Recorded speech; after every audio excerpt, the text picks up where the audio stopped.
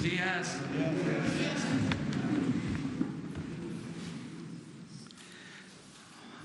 Nos adelantamos porque vamos a Oaxaca, salimos como a las 9:30, entonces vamos a iniciar ahora más temprano. El día de hoy vamos a presentar el informe sobre la política migratoria y Marcelo Ebrard, secretario de Relaciones, va a informarles de cómo vamos en este tema tan importante, sin dejar de recordar los hechos lamentables del Paso, Texas, hechos muy graves desatados por el odio que no debe de prevalecer en ningún lugar del mundo. Debe de reinar la fraternidad, no el odio. Entonces, Marcelo va a informarles sobre cómo vamos en este acuerdo que se celebró hace un poco más de 2 meses, sí, y que va a ser evaluado para septiembre entre los dos gobiernos. Entonces le damos la palabra a Marcelo Ebrard. Gracias, señor presidente. Muy buenos días. Bueno, como les había yo adelantado, me comprometí a presentarles a ustedes cuáles son los municipios en los que se va a trabajar con especial énfasis o localidades en Honduras, El Salvador y en su caso con el nuevo gobierno de Guatemala, en donde se va a aplicar principalmente o proponemos que aplique principalmente el programa Sembrando Vida y el programa Jóvenes Construyendo el Futuro. Para el caso de Honduras, Distrito Central, San Pedro Sula, La Ceiba, El Progreso y Choluteca. Los porcentajes que ustedes ven ahí es el porcentaje que, de acuerdo a los estudios de que disponemos, es el origen, porcentaje del total de personas de Honduras que han sido retornadas de México a ese país en los últimos años, incluido este año. Esos son los porcentajes más altos de origen. Entonces, por eso tiene sentido trabajar ahí. En este caso, Distrito Central pues, es una ciudad, obviamente San Pedro Sula también es una zona urbana. Entonces, por eso en el caso de Honduras, el programa de Jóvenes Construyendo el Futuro va a ser muy importante. En El Salvador está más repartido: San Miguel, Santana, Soyapango, San Salvador, Aguachapán. En el caso de Guatemala propondremos Malacatán, Guatemala, Tacana, Coatepeque y Huehuetenango. ¿Cuáles son las acciones a este momento que avance tienen de estos programas? En el caso Sembrando Vida en El Salvador y Honduras, se propuso un apoyo económico de $250. Habrá 20,000 beneficiarios en El Salvador y 13,000 beneficiarios en Honduras. Estoy hablando del programa Sembrando Vida. Se van a incorporar de manera progresiva hasta alcanzar ese número en el mes de diciembre. Se acordó que haremos un primer corte a los 8 meses, es decir, en marzo del 2020 estaremos informando qué se logró con esta acción, qué impacto tuvo. Estaremos presentando los resultados de manera conjunta. Se va a realizar a través de la Agencia Mexicana de Cooperación y Desarrollo, como ustedes saben,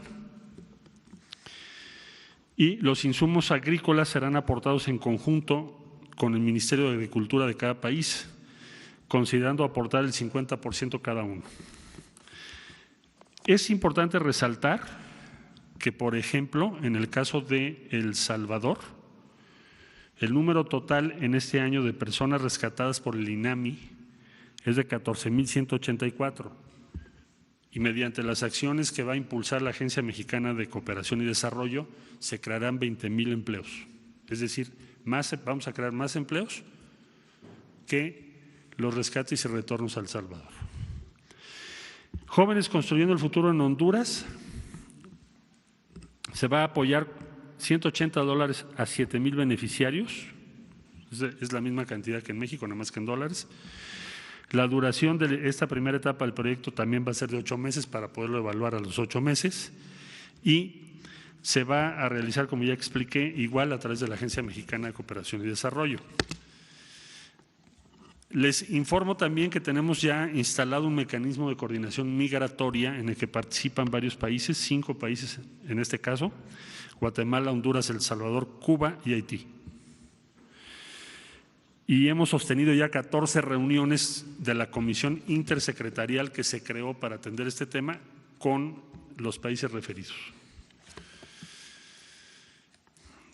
Les informo también que tenemos a esta fecha 35 países, 5 agencias de cooperación y 8 organismos internacionales apoyando la iniciativa mexicana. Me refiero a ellos de manera muy rápida. En América tenemos el apoyo de Argentina, Bolivia, Brasil, Canadá, Chile, Costa Rica, Estados Unidos, Canadá, Guatemala, Perú y Uruguay. En Europa, Alemania, Austria, Bulgaria, Eslovaquia, España, Finlandia, Francia, Hungría, Irlanda, Italia, Letonia, Países Bajos, Portugal, Polonia, Reino Unido, Rusia, Rumanía, Suiza y la Unión Europea. En Asia y Oceanía tenemos la asistencia de Australia, China, Corea, Japón y Nueva Zelanda. Son en total 35 los países denominados cooperantes internacionales o que potencialmente serán donantes o ya lo son en este momento en favor del Plan de Desarrollo Integral presentado por México. Por otro lado, también les informo que se pidió la participación de la Auditoría Superior de la Federación desde ahora, porque es una experiencia inédita y tenemos que cumplir las normatividades, por supuesto, existentes y además trabajar junto con la Auditoría Superior desde este momento para resolver todo el diseño administrativo de estas acciones.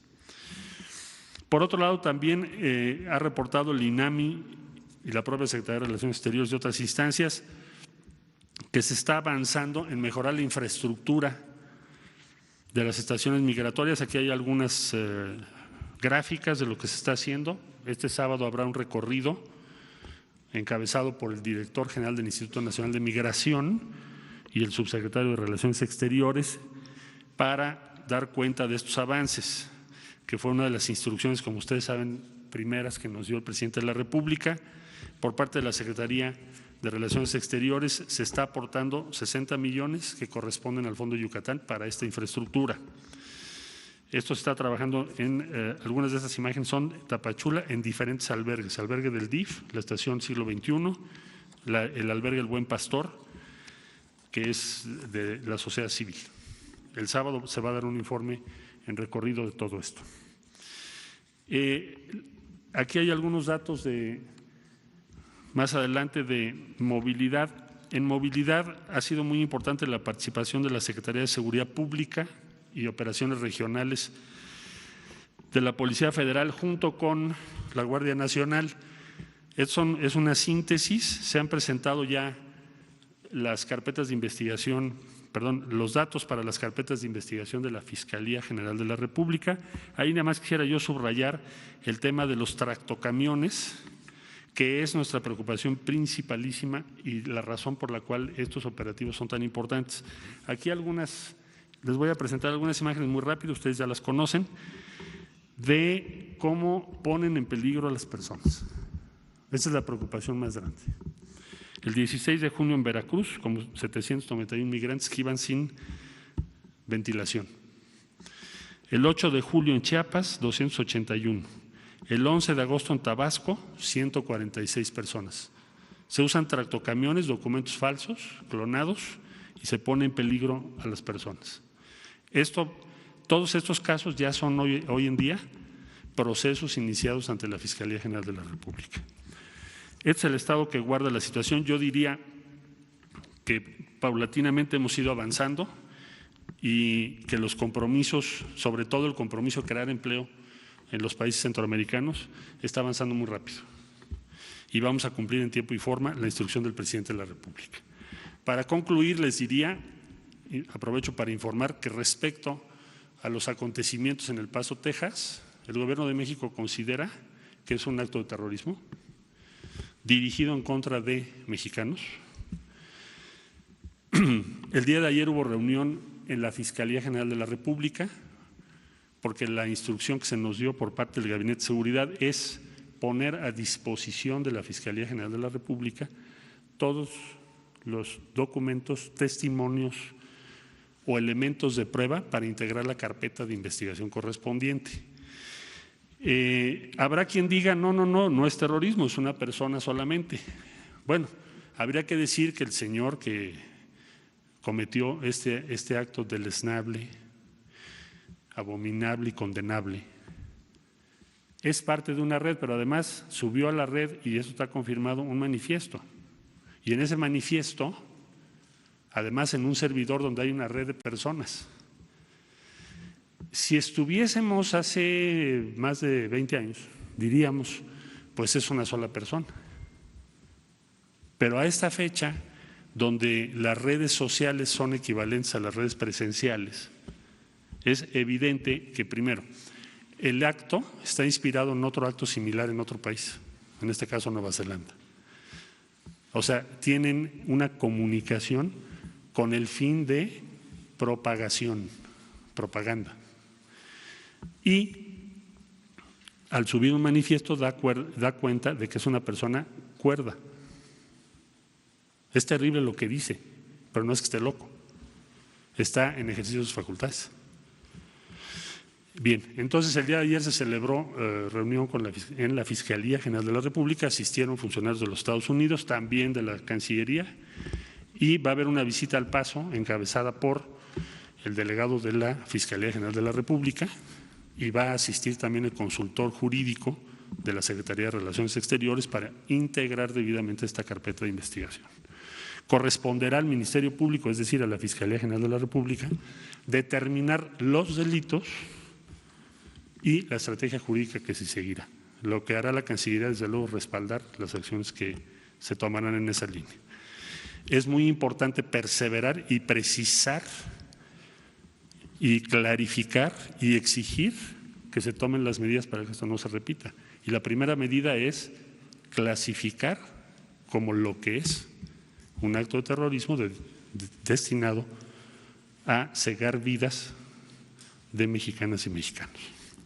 La instrucción que tenemos del presidente de la República es seguir ese camino, siguiendo, respaldando a la Fiscalía General de la República, que ha tenido un papel muy activo y muy inmediato y muy profesional. Bueno, eso es cuanto lo que tengo yo que informar el día de hoy, y estoy a sus órdenes para sus preguntas. Usted, por favor. Gracias, canciller. Bueno. En primer lugar, si tiene algún dato del sacerdote que tiene una casa de migrantes en Nuevo Laredo, que fue secuestrado por no entregar a unos migrantes cubanos. ¿Qué información tiene y qué medidas se están tomando para proteger a quienes tienen casas de migrantes? Hay una investigación abierta, según nos informó el Gobierno del Estado, al Gabinete de Seguridad, y se va a apoyar esa investigación, y por supuesto que nos interesa mucho, y sí estamos enterados de ello. No puede quedar así, tenemos que investigar qué hay detrás de esto, quién, las autoridades correspondientes, los que tienen las potestades, las facultades, y yo con mucho gusto les mantengo informado de qué avance hay. Corresponde al Gobierno del Estado en primer lugar, pero también a las autoridades federales respaldarlo. Ok, gracias. Gracias a usted. Buenos días, secretario de Relaciones Exteriores, servidor Carlos Pozos de la revista Petróleo y Energía. Buenos días, señor presidente, buenos días a quienes nos ven y nos escuchan. En torno a esta masacre de Texas y esta reunión que usted está comentando del día de ayer, quisiera saber si le han compartido las autoridades de Estados Unidos, si existen otras organizaciones que pudieran atentar contra mexicanos y si este tema se puede judicializar y como terrorismo interno en Estados Unidos. Y quisiera compartirle esta información también que tengo.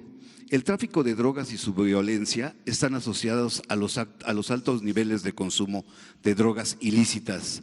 Secretario, la encuesta nacional sobre uso de drogas y salud revelan que en Estados Unidos existen más de 24.5 millones de personas que usan drogas, 19 de ellas fuman marihuana. La DEA está muy preocupada por el cultivo de amapola, de opio en México. La ONU alerta que el mercado mundial de drogas está en sus máximos históricos en cocaína, siendo esto la amenaza para Estados Unidos. El 26 de octubre de 1917, el presidente Trump declaró emergencia de salud por el consumo de opioides. Las muertes por sobredosis en Estados Unidos superan cada día y cada año las causas como accidentes de tráfico, suicidios u homicidios. Aquí hay una gráfica, secretario, de la Organización Mundial de la Salud, en donde señala que Estados Unidos tiene 51.039 muertes por sobredosis con este desgraciado récord. Secretario, con este tipo de cifras, ¿se tiene la calidad para poderle exigir a México que no hace nada en el combate contra el narcotráfico? ¿Y por qué en Estados Unidos nunca vemos a un cártel, a nadie que se detenga del otro lado del país? Gracias. Bueno, las dos preguntas. La primera, ¿se puede en Estados Unidos judicializar, o sea, presentar el delito de terrorismo doméstico? Sí se puede. Habrá que esperar porque en este momento hay un proceso local, es decir, el fiscal de distrito está integrando lo que será, lo que llamamos en México carpeta de investigación, y lo va a presentar ante las autoridades jurisdiccionales locales. No sabemos en este momento si se va a abrir otro proceso a nivel federal, están por decidir eso no lo sabemos. Pero en cualquiera de los casos, el criterio que nosotros hemos puesto sobre la mesa es el que acabo de describir de manera muy resumida, que es lo consideramos un acto de terrorismo. ¿Por qué lo consideramos un acto de terrorismo? Porque coincide con ese tipo penal, ese género. Es decir, hay una serie de personas que proponen actuar en contra de los mexicanos. Y por eso pensamos que es terrorismo. La palabra terrorismo viene de terror, ese es el objetivo. Hay un tipo penal en Estados Unidos, hay otro tipo penal en México. México presentará su tesis, sus convicciones, sus elementos de carácter jurídico en su momento. Lo que pienso yo es que vamos por buen camino. Hay un tratado de cooperación entre México y Estados Unidos en esa materia y en esta ocasión México va a reunir toda la información vía la Fiscalía General de la República y vamos a estar insistiendo en eso. ¿Por qué? Por dos razones. Una razón es por justicia respecto a lo que ocurrió y la otra razón es para prevenir, disuadir que se vuelva a cometer uno de estos eventos. Entonces consideramos que es un asunto mayor y así lo ha considerado también el Gabinete de Seguridad encabezado por el señor Presidente de la República. El fiscal general de la República ayer encabezó la reunión y tuvo una participación muy decidida, contundente en relación a lo que le acabo de decir. Lo segundo que usted plantea, el tema de la política respecto a las drogas, derivado, supongo yo, me pregunta usted por lo del viernes. Bueno, nosotros consideramos, y México va también el Gabinete de Seguridad, encabezado en este caso por la Secretaría de Seguridad Pública, por las autoridades correspondientes, la Guardia Nacional. Hay una posición mexicana sobre ello. Y esa posición mexicana la vamos a defender. ¿Cuál es la posición mexicana? Bueno, ustedes ya conocen la estrategia nacional, que es en torno a disuadir e incluir a los jóvenes, hacer una serie de actividades. Hace poco se presentó toda una campaña nacional, esa es la política mexicana. Y en relación a lo que esperaríamos de Estados Unidos, pues también lo vamos a decir. ¿Cuándo? Bueno, está ya se aprobó en Estados Unidos al nuevo embajador de Estados Unidos en México. Suponemos que llegará más o menos pronto. Y en esa ocasión o en torno a esa ocasión, pues presentaremos cuál es la estrategia y las peticiones de México, o solicitudes o demandas respecto a Estados Unidos, particularmente armas, recursos económicos y actores en los Estados Unidos vinculados a la actividad que nos generan daño en México. Pero eso México lo va a señalar en su momento, en su oportunidad, por conducto de ¿qué? De las autoridades correspondientes.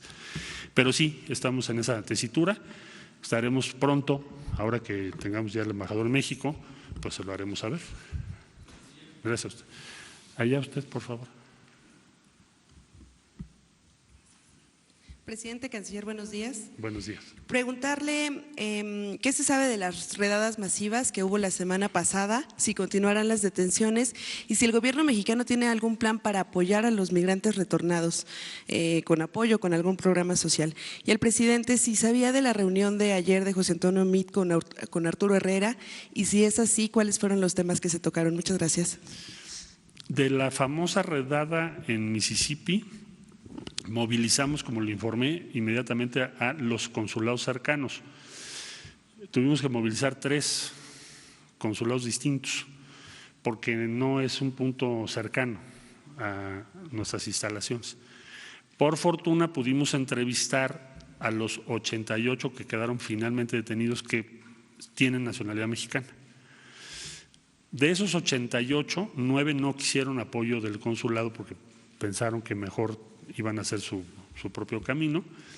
Los demás sí aceptaron, más o menos 79, aceptaron el apoyo de los consulados y todos los días tenemos un reporte de cuál es la situación migratoria de cada una de las personas.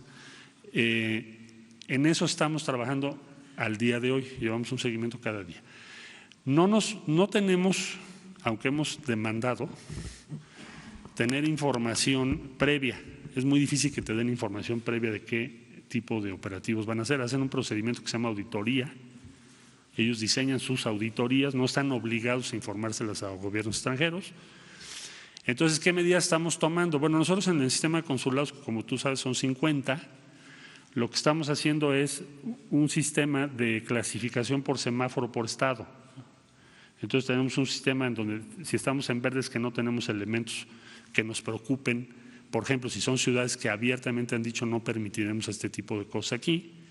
Tenemos unos amarillos donde dices, bueno, probablemente lo puedan hacer porque no es clara la posición de las autoridades en ese estado, y rojo donde de plano pensamos que sí podrían hacerlo. Y conforme a esa clasificación estamos distribuyendo nuestros recursos. ¿Cuáles son nuestros recursos? Principalmente humanos. Tenemos una red de abogados contratada para eso. Y tenemos 2 direcciones generales de la propia Secretaría prácticamente volcadas allá, y ese es el plan con el que estamos trabajando ahorita, para ser eficaces en la defensa de las y los mexicanos en estos casos. No sabemos si va a haber próximamente otras, pero estamos en ese sistema de alerta. ¿Sí? Sí, ahorita que termine yo ya. A la Convención de Agentes Diplomáticos y Consulares suscrita por México en Viena en 1961, ¿hasta qué punto el cónsul en la Unión Americana de los 50 pueden hacer un llamado para que la palabra invasión, denunciada por el periódico New York Times y que el presidente Trump subió en su cuenta de Facebook, no cree un clima de animadversión contra mexicanos como el que ocurrió en 1910, 1920, cuando más de 4,000 de los nuestros fallecieron? Y a usted y al presidente, si el término de la entrega de cartas credenciales de los embajadores pudiera simplificarse, porque los embajadores que llegan a México tienen que esperar hasta 2 o 3 meses para que el Ejecutivo Federal y usted los reciban en ese proceso de entrega de cartas credenciales. Bueno, tenemos programadas Entrega de cartas credenciales cada semana hasta que no tengamos, digamos, embajadores pendientes. Entonces, empezamos apenas esta semana, luego la semana que entra habrá otra y luego la semana que entra habrá otra y así sucesivamente hasta que no tengamos ningún embajador pendiente. ¿Por qué? Por la razón que tú señalas. También antes se acostumbraba a tener 20 el mismo día. También se acostumbraba que nada más era fotografía y no había conversación. Ahora hay una conversación del presidente con el embajador o la embajadora. Entonces hay una serie de cambios en el formato y en los ceremoniales. Estamos haciendo presentación de cartas credenciales de no más de 5 embajadores o embajadoras para que pueda el presidente hablar con ellos y darles el trato que se merecen. Y así es lo que seguiremos haciendo para que no pase lo que tú estás ahora proponiendo. Para el caso de lo que señalas, yo creo que lo más efectivo va a ser que quede claramente establecido que esta agresión la consideramos y que en Estados Unidos se considere un acto de terrorismo que lleve a tomar una serie de medidas que su legislación interna ya establece para evitar que esto se repita. Y te remito a la comparecencia que tuvo el director de FBI en el propio Congreso. Dijo, el principal riesgo que hay en Estados Unidos de violencia es el supremacismo blanco hoy en Estados Unidos. Y eso es lo que nos interesa que quede establecido. Proscrito y perseguido. Usted, por favor.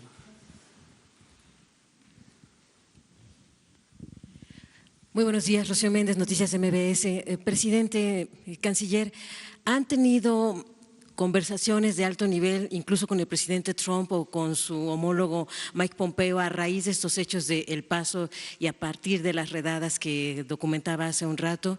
Y segundo, al respecto de este anuncio de que se imponen cuotas del 18% a barriles de acero inoxidable, ¿cuál es su postura al respecto, canciller? Gracias. Sí, bueno, la Secretaría de Economía el día de hoy va a establecer nuestra postura. Ya en alguna ocasión la doctora Márquez aquí había explicado que estos casos se derivan de procesos muy largos, pero yo preferiría esperar a que la Secretaría de Economía fije una postura el día de hoy. Me dijeron que hoy lo harán. Entonces seguramente hoy tendremos una posición más clara técnicamente hablando. Y la otra pregunta, ¿cuál era? Me habló el secretario Pompeo para externar y manifestar de parte del gobierno de los Estados Unidos su consternación y solidaridad con México y su preocupación respecto a los acontecimientos ocurridos en El Paso, Texas. Lo que yo le comenté en esa ocasión es que para nosotros es muy importante que se apliquen los acuerdos bilaterales de cooperación entre México y Estados Unidos en materia judicial y de investigación, que son muchos, pero esencialmente, bueno, tenemos un tratado y varios acuerdos. Entonces, lo que yo veo es que el día de ayer que hayan concurrido en la Fiscalía General de la República de México altos funcionarios del gobierno de Estados Unidos para este propósito, pues da cuenta de que ese acuerdo de cooperación está funcionando. Entre otras cosas, el día de ayer se convino en que habría una visita por parte de las autoridades mexicanas a los Estados Unidos para conocer de la integración del expediente hasta donde podemos hacerlo legalmente. Entonces, yo diría que en este momento no tendríamos algo que reprocharle al gobierno de Estados Unidos o al gobierno local. Debo decir que el alcalde, el fiscal de distrito se han portado muy bien hasta el día de hoy con las peticiones que hemos hecho.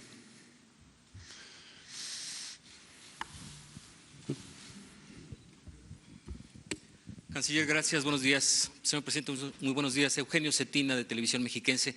El día de ayer el gobierno norteamericano anunció un paquete de medidas que están destinadas a restringir o limitar la migración legal en los Estados Unidos. Esto no afecta no solamente a los mexicanos, sino a todas las nacionalidades.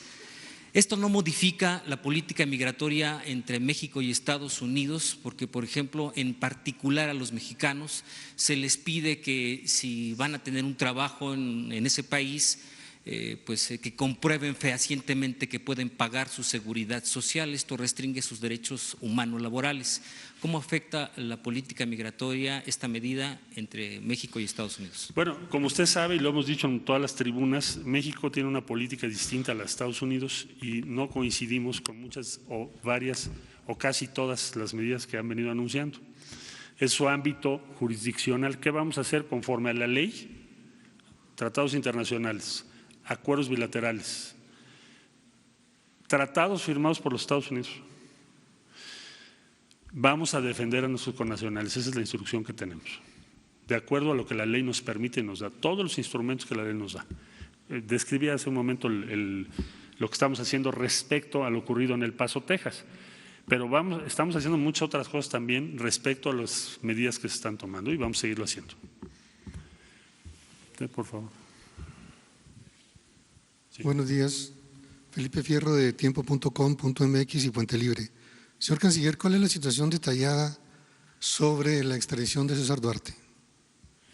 Bueno, se han presentado todos los elementos a las autoridades norteamericanas, se hicieron una serie de observaciones de carácter técnico, se compartieron con el Estado de Chihuahua en lo que hace a las indagatorias de carácter local, porque les recuerdo que hay un paquete de indagatorias locales importantes que son el origen de la solicitud y se han avanzado todo lo posible de común acuerdo con las autoridades correspondientes. No, eso no se puede establecer una fecha, pero lo que le podría decir es que se ha actuado conforme a la ley, con toda prontitud y con exactitud, porque hay muchos tecnicismos. Hemos tratado de coadyuvar la consultoría jurídica con las fiscalías, en este caso la Fiscalía del Estado de Chihuahua. Y diría yo que pues las cosas han ido avanzando legalmente bien. Por favor. Gracias, Canciller. Para preguntarle si en este ámbito de cooperación para la investigación de lo ocurrido en El Paso, el Gobierno de México podrá tener acceso a la carpeta de investigación que instrumentará Estados Unidos, y también preguntarle para cuándo llevarán a cabo esa visita a El Paso, esta visita que está comentando que acordaron. La visita tiene que realizarse esta semana. ¿Pero tienen fecha? Bueno, van a haber varias visitas y todavía depende que nos confirmen los horarios, pero con mucho gusto los damos a conocer en el transcurso de hoy, pero va a ser esta semana. Ciudades en semáforo rojo que ya tengan detectadas para el tema de migración, ¿cuántas? Les daría yo el mapa, si me permiten, mañana mismo. Ustedes lo tengan el mapa completo, con las jurisdicciones, porque también es la otra. Cada consulado, ¿qué jurisdicción tiene? Hay unos consulados que tienen jurisdicciones muy amplias, entonces se los voy a dar también mañana. ¿Cómo cuántos abogados estarán participando en esta? Está toda una red. Hay una red contratada por nosotros y la red está a disposición. En un momento, digamos, de crisis, suponiendo que tuviéramos que tener abogados en todos los puntos de Estados Unidos, serían como alrededor de 250. ¿Y en la reunión que van a tener con los países hispanos en estos próximos días? Es el viernes en la mañana. ¿De qué nivel será? Bueno, invitamos a las representaciones de los países, es decir, yo esperaría que estén todos los embajadores correspondientes. Sí, muchas gracias. Allá atrás. ¿Tú también? No te vi, ahorita. Buenos días, Ignacio de Alba, de Pie de Página. Sobre el caso de Maxé André, el migrante que murió en la estación migratoria el 6 de agosto, ¿ustedes están llevando a cabo una investigación sobre lo que pasó? Se llamó inmediatamente por parte del Instituto Nacional de Migración a la Comisión Nacional de Derechos Humanos. El diagnóstico médico que se tiene es que fue un infarto y no se está llevando a cabo una investigación especial porque todos los dictámenes médicos señalan eso y no presenta contusiones, lesiones ni nada por el estilo. Tenemos versiones nosotros de que testigos aseguran que él había pedido ayuda en la estación migratoria y no se le brindó. ¿Ustedes están enterados de eso? Pues tendríamos que ver qué versiones son. Desde luego no nos opondríamos a revisarlo, por supuesto. Si es que hay alguna versión seria sobre eso, con mucho gusto lo vemos. El Instituto Nacional de Migración tiene personal ahí las 24 horas. Entonces, si hubiese algún testimonio de esa naturaleza, se puede verificar si es así o no es así. ¿Y hay algún cambio en la política migratoria en cuanto a los… Es una pregunta por cada quien, pero te la contesto esta última, llevas 3. ¿Hay un cambio en la política migratoria hacia los haitianos? No, estamos aplicando las mismas normas de siempre. Gracias, canciller. Buenos días, señor presidente, compañeros. Dos preguntas, disculpe. Los cooperantes, los países cooperantes, los 35 que usted comentó y además los Estados Unidos que pues ustedes les han presentado este programa de cooperación para el desarrollo en Centroamérica. ¿Ha habido alguna respuesta económica de alguno de estos cooperantes que usted comenta o simplemente están conociendo del caso para ver de qué manera podrían ayudar? México sigue siendo el único que tiene recursos ya invertidos en este programa de cooperación para el desarrollo y comentaba que ya se han generado más empleos en algunos de estos países que la cantidad de gente que ha migrado. No sé cómo ¿cómo se ha modificado, o si ya se ha modificado, la dinámica de migración tras la aplicación de esto, o es muy rápido para poder hacer una evaluación al respecto? Sobre lo primero te diría que hay 35 países que ya nos dijeron nosotros queremos asistir, queremos conocer lo que ustedes proponen, los programas que México está implementando y hay diferentes grados de avance. Por ejemplo, la Unión Europea ya nos dijo, tienen un proceso de presupuestación. Desde luego que depende de los nuevos órganos de la Unión Europea que se han venido integrando y la Unión Europea va a determinar un monto a invertir porque ellos hacen decisiones por ciclos de 7 años. Entonces, no te puedo dar ahorita la cifra, pero no tenemos duda de que la Unión Europea ya está en ese punto. Entonces, lo que recibiremos pronto, bueno, hacia el fin del año, es los resultados de la decisión que tome la Unión Europea sobre este particular. Pero ya está, digamos que en su mesa, ellos están, ya lo dijeron públicamente, han ido a todas las conferencias que hemos convocado o reuniones y tenemos ese compromiso. Estados Unidos tiene un compromiso firmado y hecho público, fecha 18 de diciembre del año pasado, en donde establece 5.8 billones de dólares de inversión en los 3 países referidos, en donde el ejercicio que llevan hasta ahora, la inversión más importante es en El Salvador por 350 millones de dólares. Para el caso de Sur de México, hace poco vino el director de OPIC y también anunció inversiones por un poco más de 700 millones de dólares, firmando las cartas de intención correspondientes. Entonces, no es el ritmo que quisiéramos, pero vemos que hay un cierto avance por lado de Estados Unidos. Hay otros países, en cambio, que apenas acaban de integrar y que estarían en un grado de avance y definición de inversión diferente. Chile también ya, de los países que ya aportó, Chile también ya aportó, tiene su fondo de cooperación. De corto plazo, algunos otros países han hecho aportaciones, entonces yo diría que estamos en un camino positivo, habida cuenta que en el ámbito internacional, para lograr tener recursos de los países te puedes tardar varios años, no son procesos tan cortos.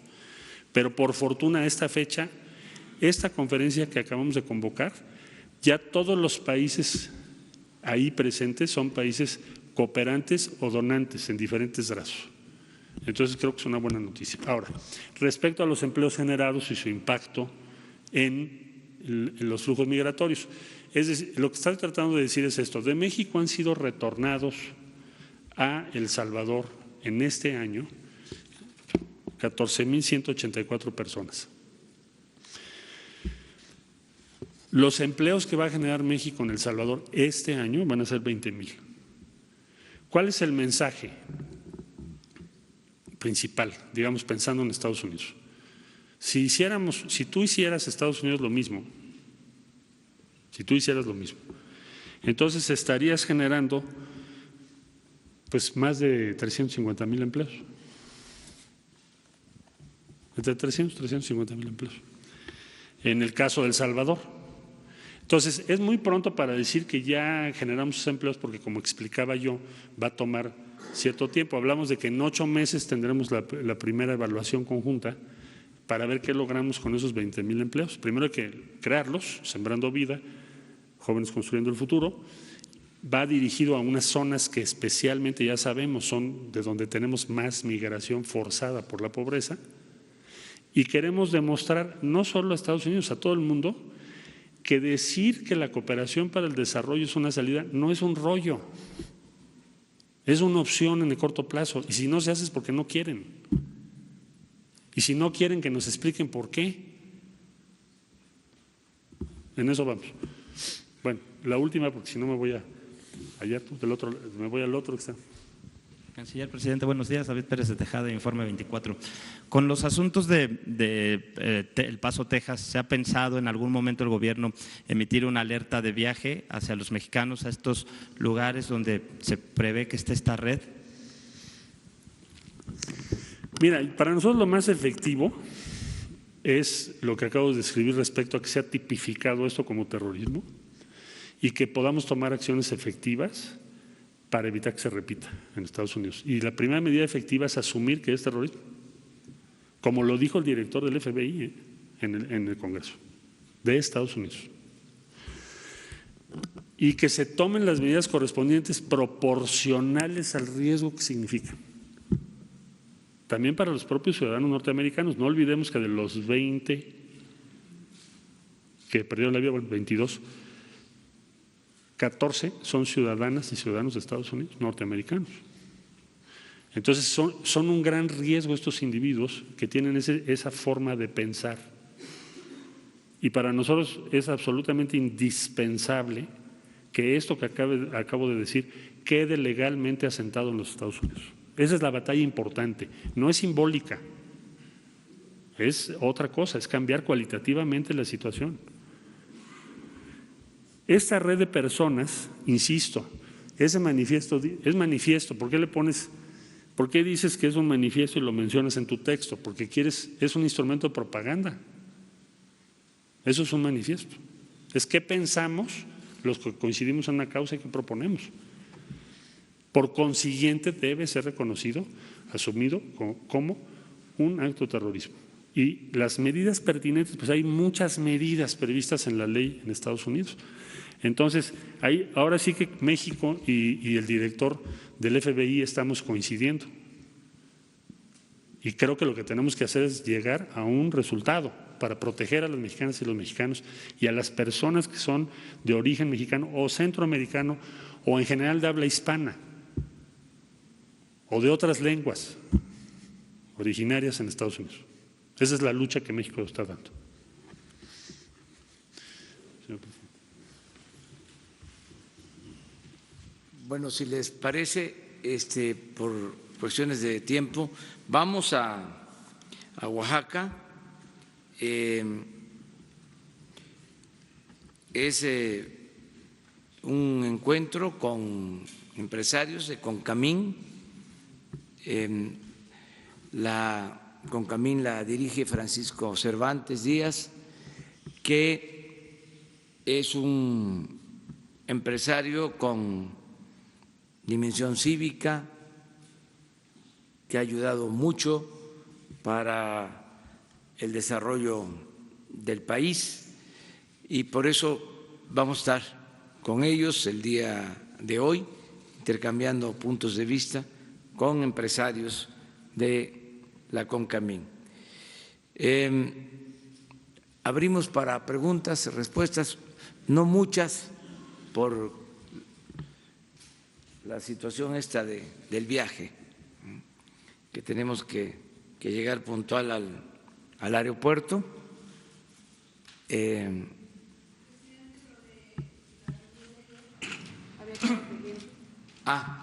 Pues sí, me enteré de que se llevó a cabo esta reunión.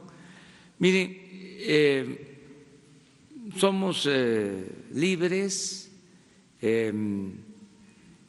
Nosotros pues no tenemos vigilancia especial sobre lo que hacen los servidores públicos, les tenemos confianza.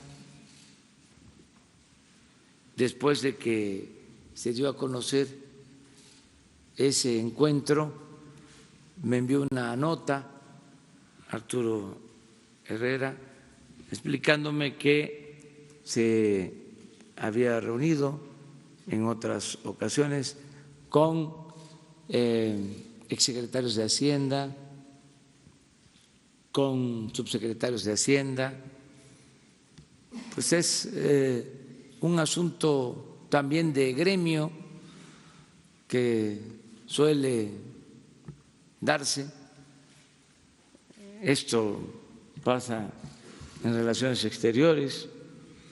donde los que fueron secretarios de Relaciones Exteriores a veces se reúnen y hay consultas. Me acuerdo de la participación del exsecretario Sepúlveda, Amor, Bernardo Sepúlveda Amor, y sucede esto. Entonces, hay libertad para platicar con todos. ¿Tener algún intercambio? Pues es distinto, ¿no? Es otro asunto. Solo que fuese necesario y bueno para la nación. No lo descarto, porque para la defensa de los intereses de México es importante la unidad nacional, pero no estamos afortunadamente en esa situación. Vamos muy bien, México es respetado por las naciones, por los pueblos, por los gobiernos extranjeros, y no hace falta afortunadamente el que se dé ninguna expresión, ninguna manifestación de unidad nacional que pueda ayudar a consolidarnos. Estamos muy unidos los mexicanos. Cuando hablo de actos de unidad nacional estoy recordando que cuando la Segunda Guerra Mundial, en el gobierno de Manuel Ávila Camacho, se llevó a cabo un acto de unidad nacional y participaron el general Calles y el general Cárdenas en ese acto, entre otros. Y pues no eran muy buenas las relaciones políticas entre ellos, y sin embargo, por las circunstancias, se presentaron juntos para tener el antecedente histórico. Pero no estamos en una circunstancia así. Esto es de otro tipo. Ellos son economistas, técnicos encargados de las finanzas públicas, de la Hacienda. En otros tiempos, ahora Arturo es el encargado de la Secretaría de Hacienda. Le tengo confianza y no lo considero un asunto grave.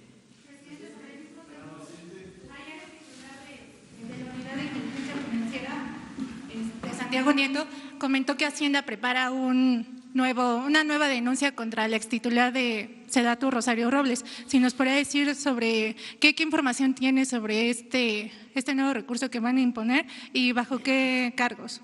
No hay ninguna otra investigación. Yo les aclaro a ustedes cuál es el procedimiento, qué es lo que nosotros hacemos en estos casos.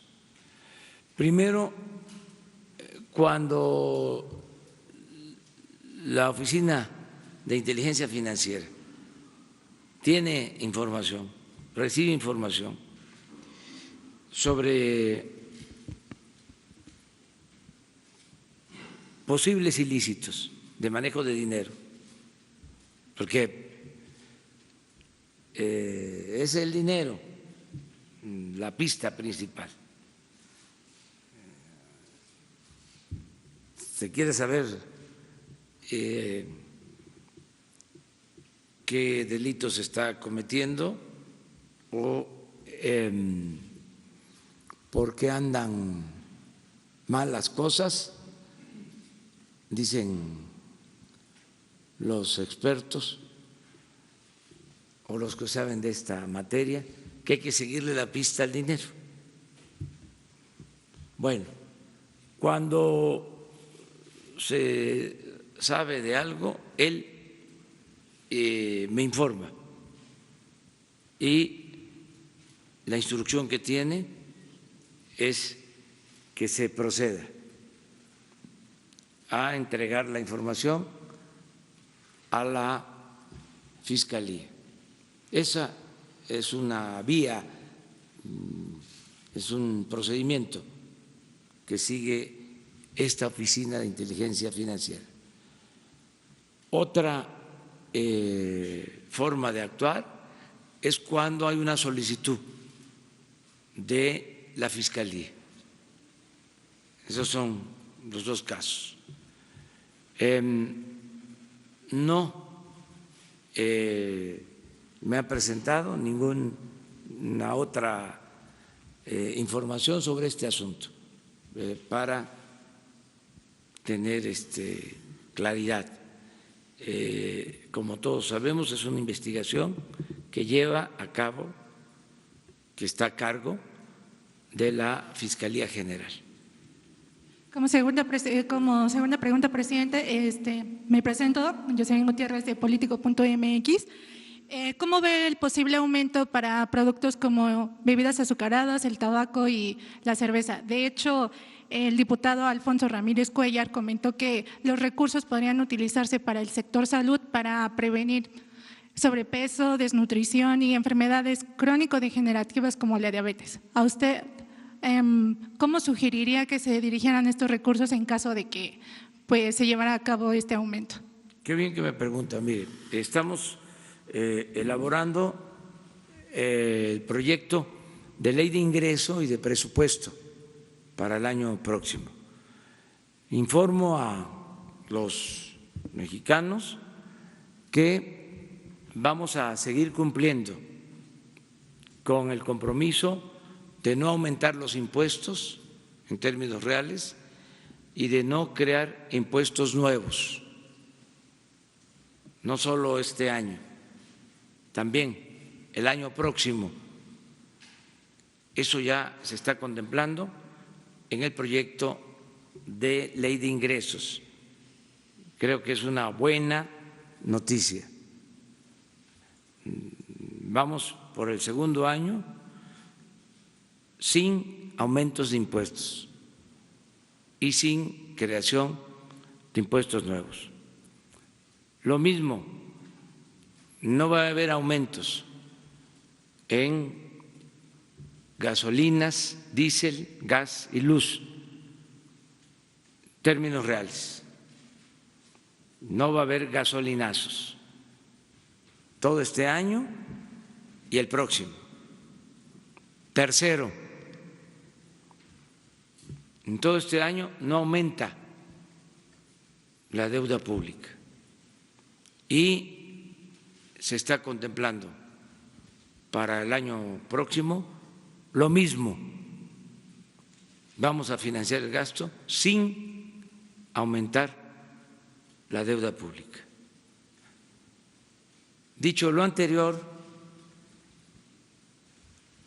por eso no vamos a aumentar impuestos en ningún caso. Para decirlo con más claridad, se van a actualizar de acuerdo a la inflación, pero no va a haber aumento de impuestos en términos reales. Sí vamos a llevar a cabo una campaña amplia e intensa de educación para la salud. Vamos a utilizar todos los tiempos en radio, en televisión, para orientar a la población y fomentar la buena alimentación, que no es sinónimo de abundancia, sino de comer bien, de comer alimentos nutritivos, que no significa tampoco alimentos caros. Hay muchos alimentos que se producen en México de muy buena calidad, orgánicos, que deben de ser revalorados. Un caso es el del maíz y el del frijol. Son alimentos de primera, sobre todo naturales. No son alimentos, en el caso del maíz, si se trata de variedades criollas que vamos a preservar, porque no aceptamos los transgénicos. Se trata de alimentos sanos. En el caso del frijol, lo mismo, es proteína de primera. Entonces vamos a orientar mucho y a evitar que por la publicidad se consuman productos chatarra que afectan muchas veces la salud. Vamos a llevar a cabo esta campaña como nunca, es decir, va a ser intensa para que no dé estatus, fama el tomar un refresco embotellado, como sucede en algunas regiones del país, en donde tomar un refresco es equivalente a ser importante cuando se tienen bebidas naturales, jugos de fruta. México es de los países con más producción de fruta en el mundo, las frutas más variadas, más sabrosas, y bebidas, aguas hechas con maíz y con cacao, con arroz y con cacao. Estoy pensando en el pozole, estoy pensando en el chilate, estoy pensando en bebidas en el tepache, en tantas bebidas sabrosas, nutritivas. Entonces vamos a orientar mucho. Esto tiene que ver con la prevención de la salud.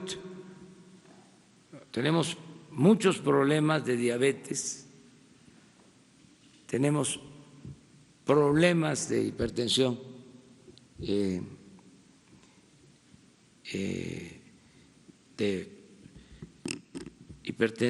de problemas del corazón, problemas de vías urinarias, serios problemas que no se van a resolver solo con la medicina curativa. Tenemos que prevenir y la alimentación es fundamental. Y lo otro, el deporte, caminar, hacer ejercicio, si se puede correr,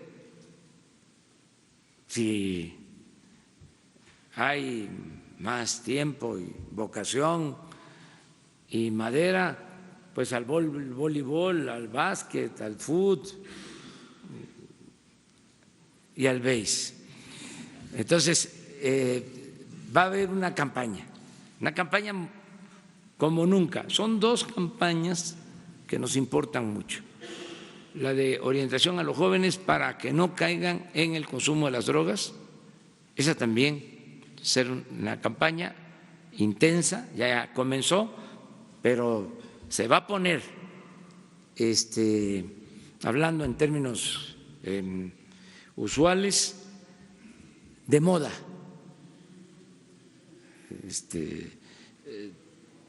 La otra realidad, no la de las series en donde aparecen las muchachas, los muchachos guapos y las residencias extravagantes y los vehículos últimos modelos y la ropa de marca y las alhajas, todo eso que tiene que ver con lo efímero, con el lujo barato. La otra realidad, el sufrimiento de quienes consumen la droga, cómo afectan a las familias, cómo se afectan ellos mismos, cómo se afectan a otras personas, en fin, todo lo que significa en autodestrucción, drogas que son venenos, todo eso, esa realidad que no aparece en los medios. Entonces, por muy cruel que sea, muy despiadada, la tenemos que mostrar. Desde luego, dando opciones, dando alternativas a los jóvenes, que no se depriman, que no se frustren, que se puede ser feliz trabajando, estudiando, actuando de otra forma, y que todos ayudemos, que se mantenga unida la familia, que no haya desintegración en las familias, que seamos muy fraternos, muy solidarios, todos ayudar. O sea, no solo la campaña en medios, sino toda una actitud, una nueva corriente de pensamiento en donde nos cuidemos, nos respetemos y, ¿por qué no?, que nos tengamos cariño y que haya amor. La República amorosa, amor a nuestras familias, amor a la naturaleza, amor a nuestra patria, amor al prójimo. Eso es lo que se va a fomentar. Entonces, acerca de tu pregunta sobre los impuestos, no van a haber aumentos de impuestos. Gracias. Por último, presidente, si nos podría precisar un poco más sobre su informe de gobierno, ¿consideraría cambiar el informe para el 2, ya que el 1 de septiembre es domingo? En caso de que lo cambie para el 2 de septiembre, día lunes, para mayor audiencia, ¿lo ha considerado? No, va a ser el día 1. En la mañana informamos aquí, en el patio central del Palacio. Están desde luego invitadas, invitados. Se va a transmitir, no cadena nacional, eso ya no va a haber, eso pertenecía al antiguo régimen, ya no van a haber cadenas nacionales para que informe el presidente. Vamos a tener enlaces nacionales con motivo de los festejos de la independencia. Ahí también les adelanto. No va a ser igual, va a ser distinto, pero sí se van a dar a conocer nuestras tradiciones, el México de las distintas culturas, lo que somos, un mosaico cultural. Va a haber una exposición de todo México, todas las culturas de México. Eso para el día 15, te los adelanto. Las expresiones culturales del norte, del centro, del sur, sureste, de todos los estados. Va a ser algo extraordinario. Como invité en su momento, y vuelvo a hacerlo, el día 15 de septiembre, todos al Zócalo. Vamos a conmemorar la independencia fortaleciendo nuestras tradiciones, nuestras costumbres, nuestras culturas. Entonces, ahí sí va a haber, porque no pueden estar todos los mexicanos en el Zócalo, pero sí va a haber una transmisión nacional, solo en esos casos. En lo que corresponde al día 1 de septiembre es un informe aquí y la Secretaría de Gobernación entrega, como lo establece la ley, el informe en la Cámara de Diputados.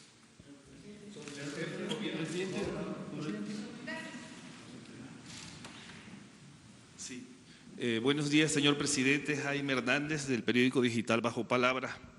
En el caso de Rosario Robles, se afirma que se violentaron las formalidades esenciales del procedimiento. No se respetó la garantía constitucional de presunción de inocencia. Se usaron criterios viciados y oficiosos que no colman los extremos para solicitar la prisión preventiva. Sin embargo, el caso de Rosario no es el único donde la ley se aplica de manera oficiosa. La pregunta es si usted ve bien que se continúe con esta manera de aplicar la justicia en México, que ha sido la norma todo el tiempo, o piensa que debe cambiar.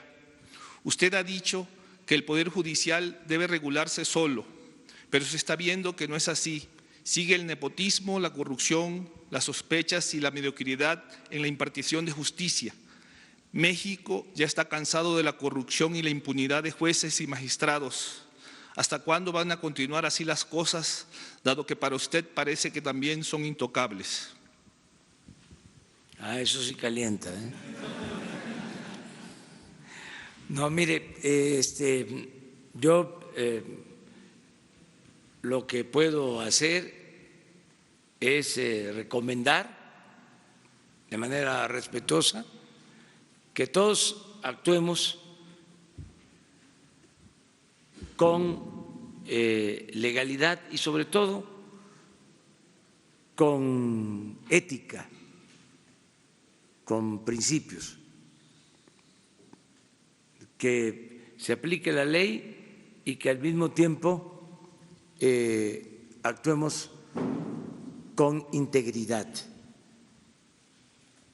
Esto es, que se respeten los derechos humanos, que no se humille a nadie, que se actúe con profesionalismo. Eso es lo que yo puedo decir de manera respetuosa, y recuerdo lo que dije ayer o lo que he venido diciendo. Se trata de asuntos que están en el ámbito de la Fiscalía General y del Poder Judicial. Antes, esto va a costar trabajo, porque estamos hablando de prácticas pues de más de un siglo. Entonces, andamiaje de hacer creer o de simular de fingir, de que se aplica la ley y que se hace sin consigna. Esto se creó desde la época de Porfirio Díaz. En la República Restaurada no era así, no fue así cuando gobernó Juárez, cuando gobernó Lerdo. Entró Porfirio y creó toda esta forma simulada de gobierno, donde en apariencia él era respetuoso de la ley y se cuidaba las formas, pero lo cierto es que la Constitución y las leyes se violaban en el fondo. ¿Saben dónde se descubrió todo esto? Cuando empezaron a clasificarse los archivos personales de Porfirio Díaz. Ya se sabía de que había un doble discurso, pero cuando empezaron a ordenarse los papeles de su archivo, allí empezaron a aparecer los telegramas. Nunca pensaban de que iban a hacerse públicos esos archivos. Y ahí está el telegrama que envía al hombre fuerte en Veracruz cuando hay una oposición. Estoy tratando de acordarme que era su compadre, que había estado con él como hombre fuerte.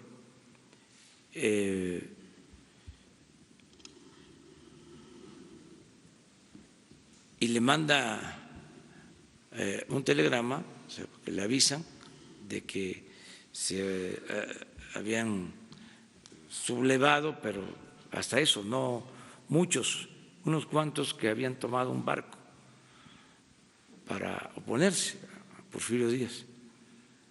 Es Mier y Terán, ya me acordé, su amigo y hombre fuerte en Veracruz, gobernador de Veracruz, y le manda un telegrama informándole de la rebelión. Hasta eso,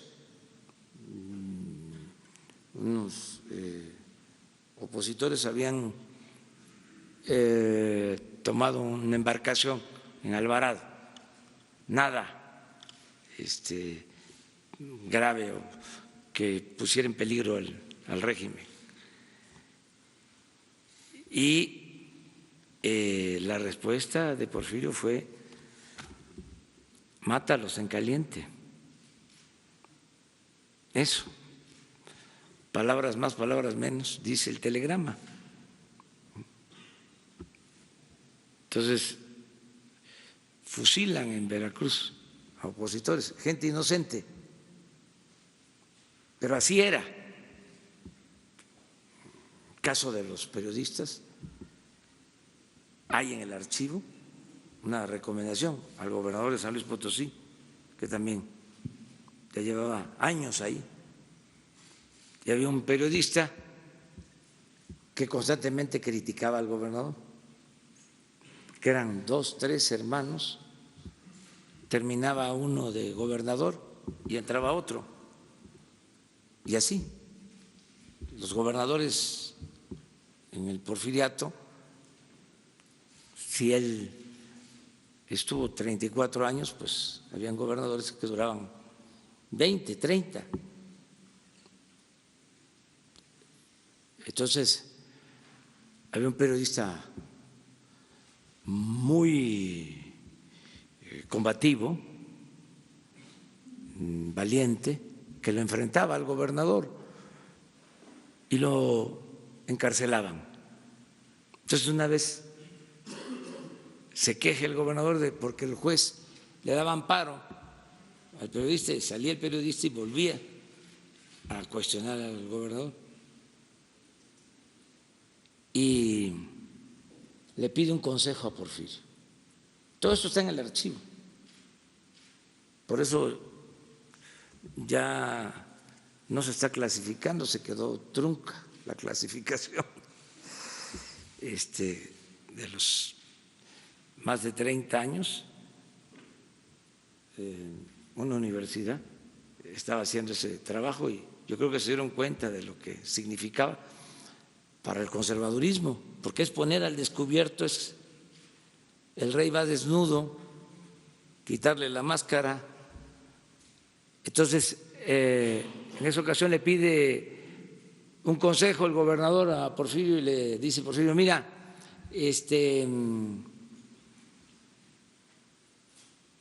sácalo, ¿no? Hazle caso al juez, pero saliendo le metes otra denuncia para que vuelva a la cárcel. Y así, y como estos son muy tercos, saliendo va a volver a escribir algo en contra tuya y lo vuelves a meter. A ver quién se cansa primero. Entonces, estoy poniendo un ejemplo, pero así era todo. Por anticipado se sabía quiénes iban a ser diputados, quiénes iban a ser senadores. El poder legislativo, el poder judicial fue sometido. Don Daniel Cosío Villegas decía de que los legisladores en el porfiriato le daban la razón a Porfirio antes de que abriera la boca. Ya estaban aprobando. Entonces, eso quedó, toda esa simulación se mantuvo, bueno, hasta el año pasado. ¿Quién mandaba en la Procuraduría? El presidente.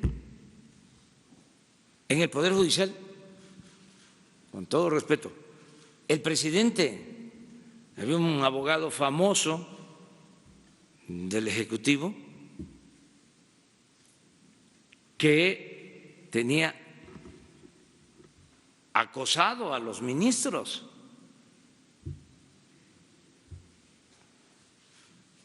Presionándolos para que resolvieran de acuerdo al interés del Ejecutivo.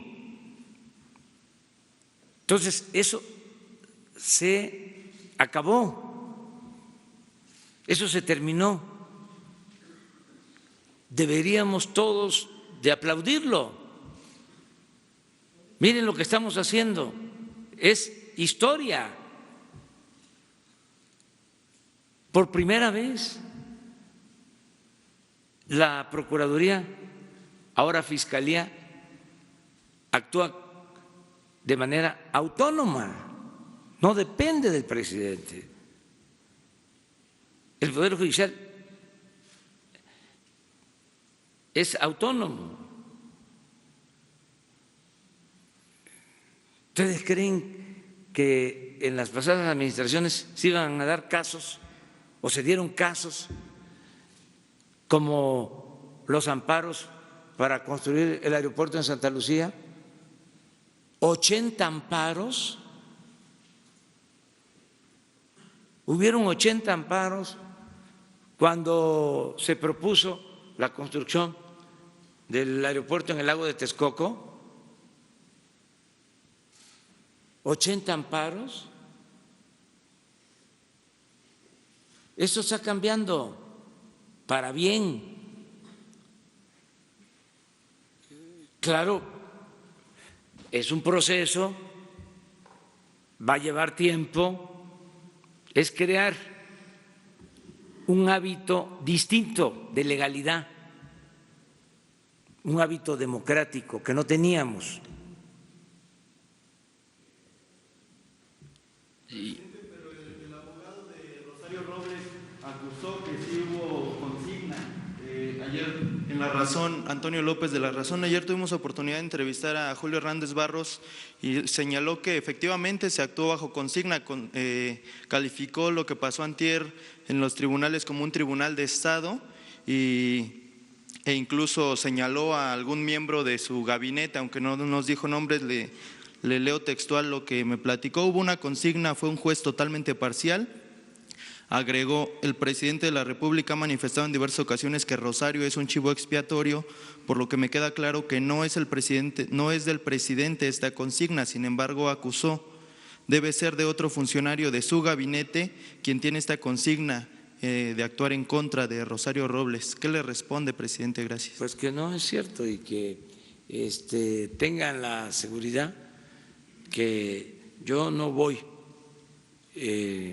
a dar consigna para perjudicar a nadie y también no soy tapadera, o sea, es el justo medio. O sea, así como no voy a pedir que fabriquen delitos y persigan a nadie, tampoco voy a intervenir para que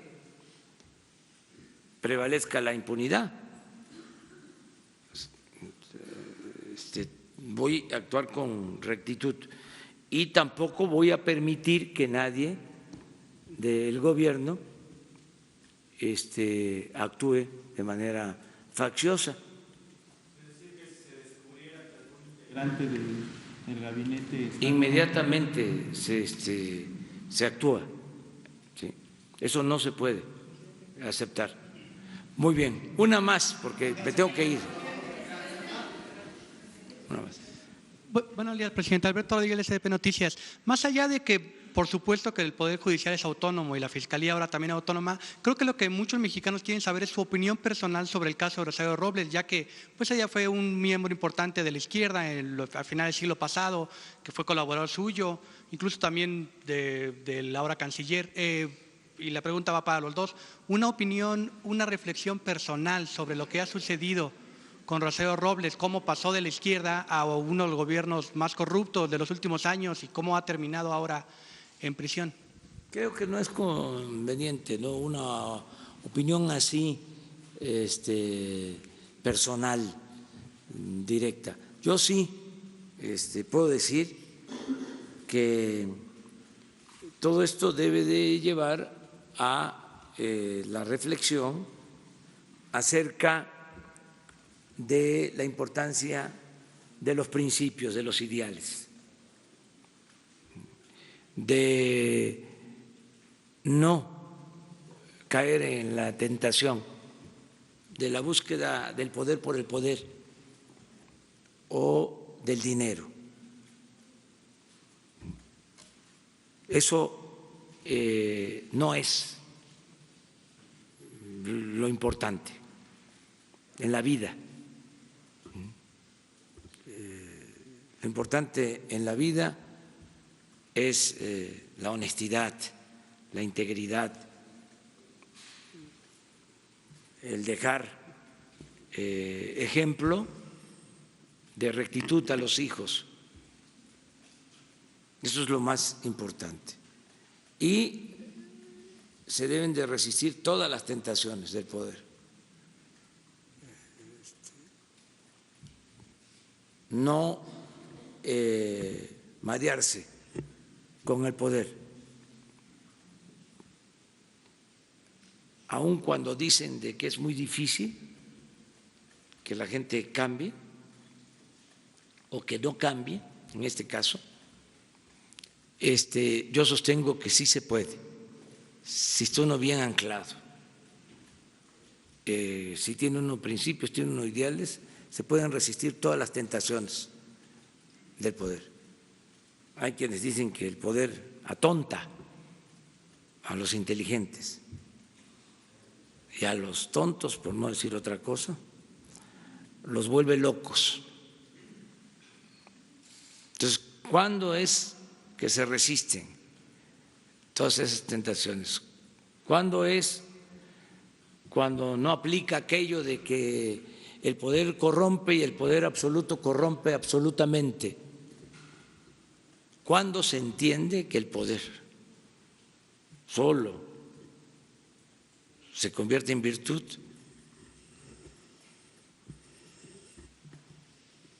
Solo sirve y se convierte en virtud cuando se pone al servicio de los demás, cuando hay ideales, cuando hay principios. Eso es lo más recomendable. Entonces hay muchos, por la tradición politiquera, que piensan que llegar a un cargo público es la oportunidad para enriquecerse, para tener bienes materiales. A veces actúan como acomplejados, inmediatamente mansiones y carros y achichincles,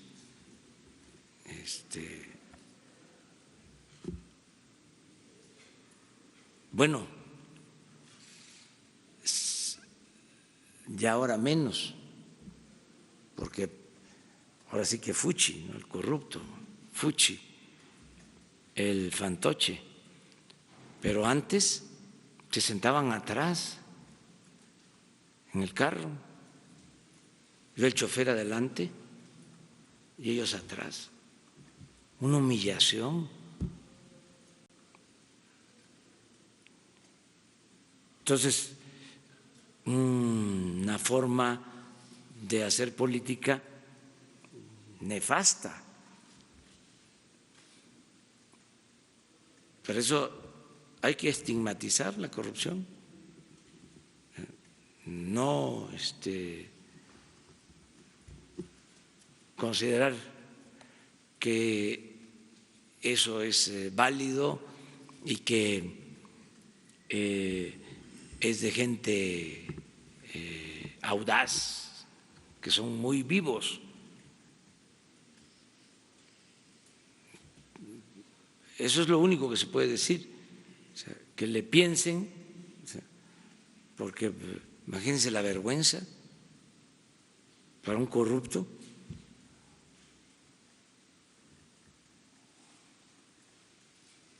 Y puede ser también que con argucias y maniobras evadan la acción de la justicia, pero cada vez es mayor la condena social.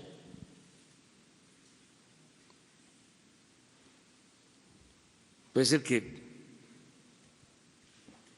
no sean juzgados porque legalmente no haya pruebas.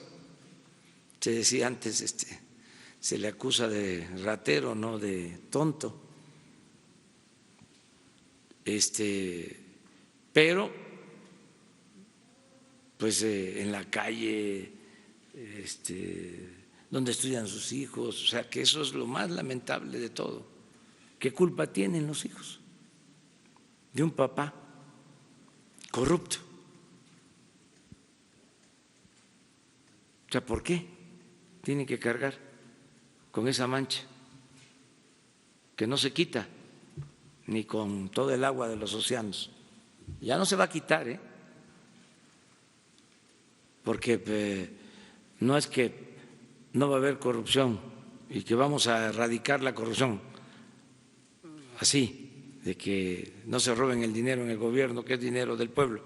No es nada más eso, no, es que va a quedar la mancha y no se va a quitar ni con todo el agua de los océanos. porque eso es lo que más ha dañado a México, la corrupción, la deshonestidad. Es la causa principal de la desigualdad social y de la desigualdad económica, de la pobreza, de la inseguridad, de la violencia, la corrupción. Entonces, por eso, acabarla, pues, erradicarla. Ese es nuestro propósito. Y es muy lamentable todo esto. O sea, no es también para festinar, no es para hacer campañas de linchamiento, porque también hay mucha hipocresía, ¿no? Ahora, que cae alguien, ¿no?, en desgracia, los mismos que le aplaudían ahora se ensañan. No hay que hacer leña del árbol caído, ver las cosas como son. Ese es mi punto de vista. Bueno, ahora sí, nos vemos. El video del hecho que se hizo investigación contra Enrique Peña Nieto. No hay. Se ha dicho que Rosario dice también que hay otros, que ella recibía órdenes directamente del expresidente o que informaba al presidente. ¿Hay algún indicio de investigación? Está el proceso abierto, ya lo dije ayer. Es el juez el que tiene que decidir si se abre la investigación, si se llama a declarar a otras personas, pero por lo que corresponde a nosotros, en el caso de inteligencia financiera, no tenemos información. Mañana.